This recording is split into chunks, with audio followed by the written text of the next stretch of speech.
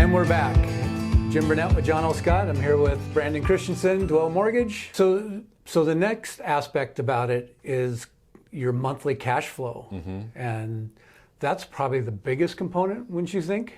I'd say that's the most immediate and kind of at the forefront of everybody's, field of vision, because that's the immediate impact you'll feel as a homeowner is now I'm obligated to make this mortgage payment. Now we talked about it's not just an obligation, it's actually a benefit. Correct. Too, but it is an obligation. You've got to prepare yourself from a budget perspective to be able to make your mortgage payment. Now, with the way we do loans nowadays, much different than they were done, 10, 15 years ago with the stated income and stated assets like we were talking about.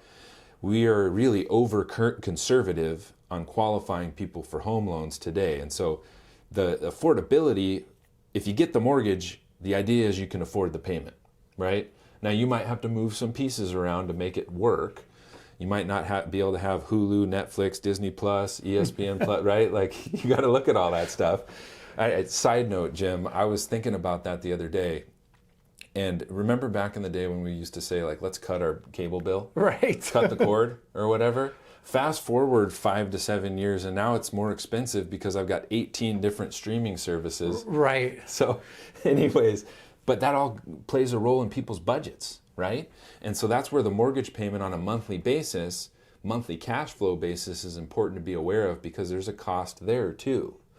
As interest rates increase, now forget about what we talked about with appreciation and amortization because the idea is real estate will get more expensive, but the most immediate and direct impact that you can see as a potential homeowner is a rise in the interest rate because that'll take a home that was $500,000 today, it'll make that $500,000 home a week or a month from now more expensive, even though the house might not be more expensive, simply because your interest rate's higher. Correct. Which can directly impact your monthly cash flow. Well, and it's not going towards your equity. It's not going. Yeah, you haven't even started the race It's yet. just going to the bank. Yeah. They're making the extra money, but not to scare people about interest rates, going up. It's still traditionally low. Yeah. Even if we get up to 5%. I mean, in 2018 we were close to 5%. We were. The actual statistic that's maybe the most relevant to kind of what we're seeing right now is,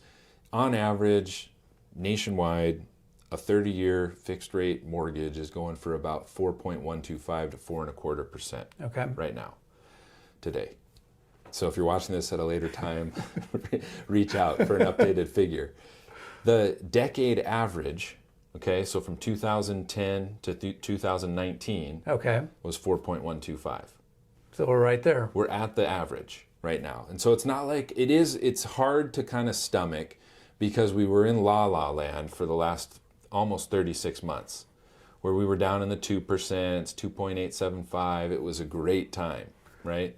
But the reality is that the market, due to the pandemic and some other economic factors, was largely disconnected from what we call the inflation enemy. Right, because the interest rates were kind of artificially Very manipulated much, yeah. to be low. Yeah, I can touch on that for just a second. So there's an organization at the government level called the Federal Open Market Committee.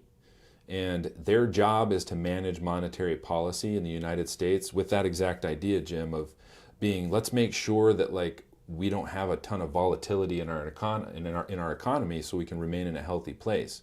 So rewind the clock to March of 2020 at the very beginning of the pandemic. The market started going wild as soon as this coronavirus thing came out. Nobody really knew what was going to happen. We were really uncertain about how it was going to impact everything. You remember that time? That was a wild ride. Yeah, crazy. So the Federal Open Market Committee's job at that point in time was to get into the markets and make sure that they stayed stable so that as an economy we remained stable. Because there were several countries around the world that have really just struggled through the pandemic. So that's their main purpose, is to manage that monetary policy to avoid volatility and help during periods of uncertainty. And they were in the markets very actively supporting them. I don't want to say propping them up, but essentially that's what they were doing. And so now that we've kind of started to phase out of the pandemic, they've pulled back those supports in the economy, and then we've let the natural flow of interest rate pricing when it comes to inflation kind of take effect. Now we know that we are in an inflationary environment right now, and it's not just pandemic related. I think it was probably ignited by the pandemic, but now we've seen that things just generally have gotten more expensive. Correct. For many reasons. And so anytime you have inflation, you are going to have increasing interest rates, which is where we currently find ourselves in the market. The beginning of 2022 was kind of the first sign of the interest rate market disconnecting from that like babysitting mode that we went through during the pandemic to kind of moving more naturally as inflation increased. And we've seen in a lot of scenarios, we've seen somewhere around 1% increase in the interest rate. And again, like Jim said, we're not trying to talk about this there's no fear here. It is what it is. What we can do as a response to this is be educated and informed about how that impacts us directly and how it helps us prepare to make better decisions moving forward, which I think is Jim and my goal today with the cost of waiting and kind of talking about amortization gain and appreciation gain and monthly cash flow. Our goal is just so that for you to have the information that you need to make that educated decision, and we want to support you in that. That's perfect. So, but reach out if you have any further questions on any of that. We're both available. Happy to talk about it too. Our contact information's in the comments below. But I think that wraps up this segment. We'll have a few more segments to come, and so we'll see you back soon. Cool. Thanks, Jim. You bet.